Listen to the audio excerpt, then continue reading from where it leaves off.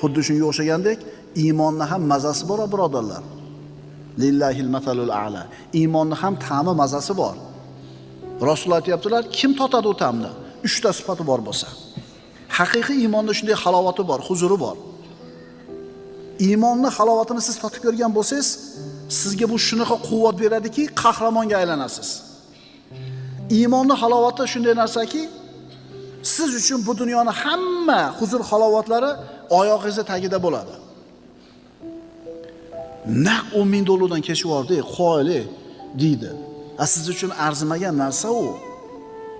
Harom. Bu qilgan tijoratingiz harom, undan topgan pulingiz harom deb aytdi domla. Eshitib turib, topilgan pulni kelib chiqishlik tarixini. $10,000 siz shunday berib olasiz bir ehson qatori. Siz uchun oddiy narsa aytdi-ku, agar siz iymonning halovatini totib ko'rgan bo'lsangiz,